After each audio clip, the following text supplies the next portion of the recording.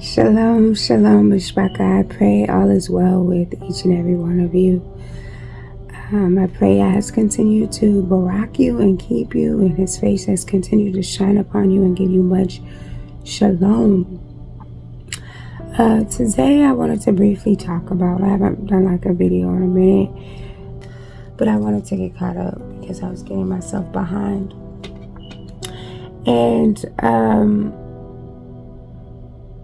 this is about operating in the space of insecurity. In the last and evil days, you know that the Most High is seeking for His spotless bride. And in that time of seeking for His spotless bride, Hasatan uses his time to bring much chaos. I'll use the word chaos, as he will play on people's weakness. And one morning as I was praying, Yahuwah was just breaking this down. When the things that happen, when people operate in a space of insecurity in ministry, is it causes much chaos within the body. It will cause strife and division. Some people will internalize their insecurity. Other people will project their insecurity onto others, and that will come in the form of envy, jealousy, hatred, slander, malicious, and double-mindedness, of course.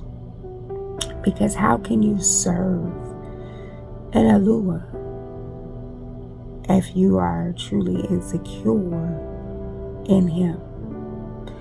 And I'm going to start with Psalms Telahim 125, 1 through 5.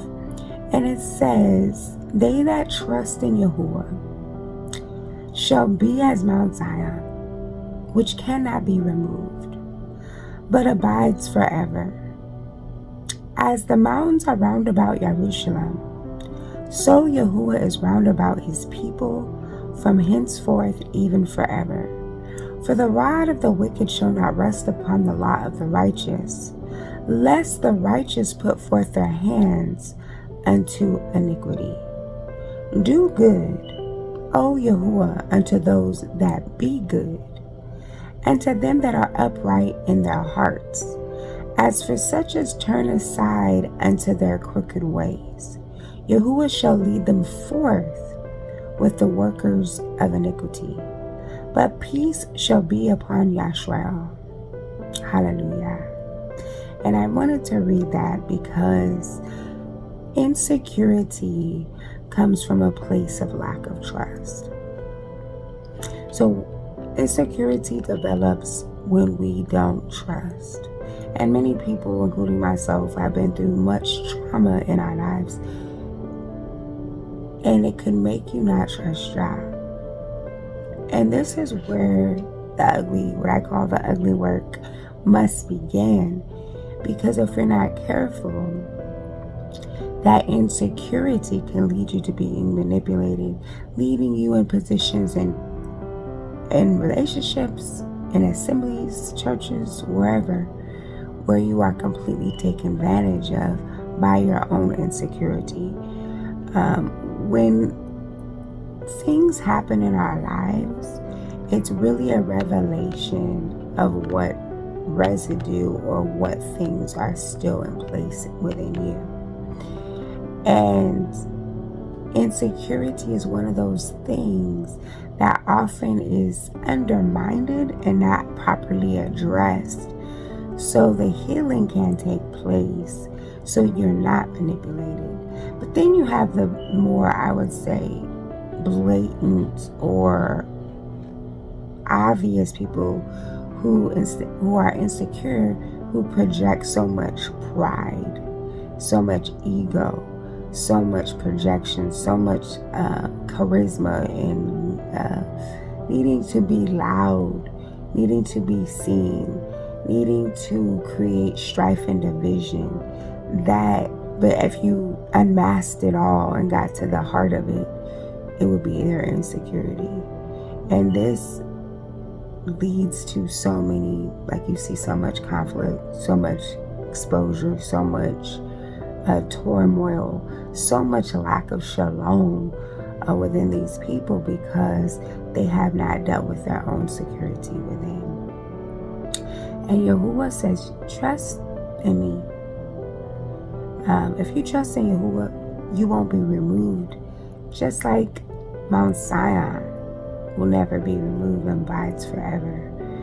And I found this whole chapter very important and precise for what I'm talking about, because he's saying do good and you will receive good. So we have to acknowledge, yes, I have insecurity, I have trust issues, I don't trust you, I'm double-minded, I'm walking in fear, I'm creating conflict within the body. I hate people I don't even know. I dislike people I don't even know. I falsely accuse people I don't even know. I create strife and division. What is that within me that is allowing me to behave that way? What is it? It's my insecurity. Oh, Yahuwah, forgive me for the insecurity that allows me to operate in such unyali character. Because in your word you promise if we do good, you will do good unto us. But you said if you choose the crooked ways, Yahuwah shall lead them forth with the workers of iniquity.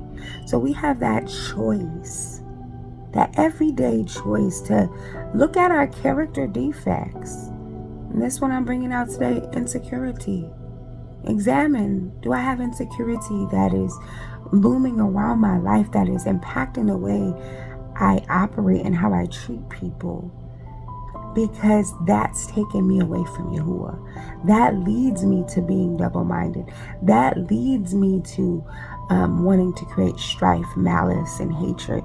That leaves me from not walking in the fullness of love, the fullness of Ahava. So we must do this inner work to dismantle the ruach of insecurity. And I wanted to just break down a little bit. I didn't go as in depth as I thought I would.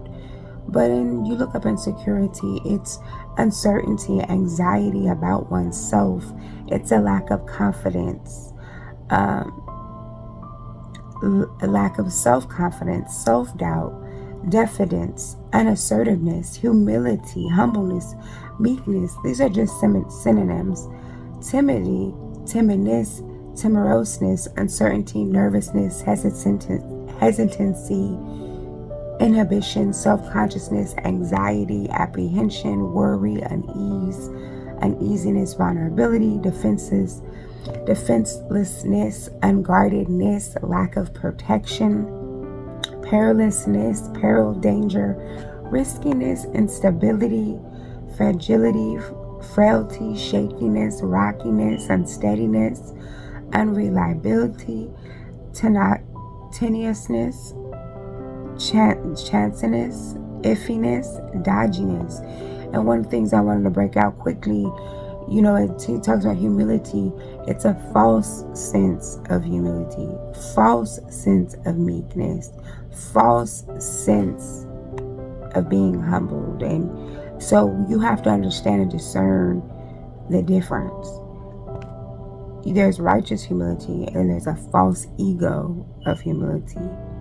And then that false humility you'll still be operating in pride, jealousy, envy, strife, hate, contention, malice, all of the fruit of the flesh. And like I say, the reason why you know when these spirits are still operating in your life, when we examine the fruit that we bear. And one thing that when you're walking with Yahuwah, we should not be unstable. We should not be shaky. We should not be unsteady. We should not be unreliable. We should be solid as a rock, because Yahuwah is solid as a rock. He's firm and we can depend on him. We don't have to question his loyalty.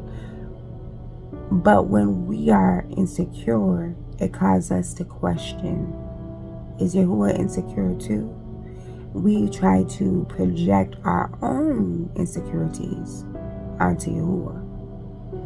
And we do this not only with Yahuwah, but we do this with our fellow man, our fellow brother, our fellow sister. So it is important to ask Yahuwah to reveal to you the secret places of your heart, that he may uproot any and all insecurity, any and all fear, any and all double-mindedness, any and all anxiety out of your life. Because insecurity, fear, double-mindedness, they all go hand in hand. More than likely, if you're insecure, you're going to have anxiety. If you're insecure, you're going to be double-minded. And if you're insecure, you're going to walk in fear, because you're worried about not being in control. So these things I would like you to examine. Get in that secret place with Yahuwah and ask Yahuwah to uproot and break covenant with all spirits connected to insecurity in your life. I pray you have a wonderful day. Much shalom, much ahava.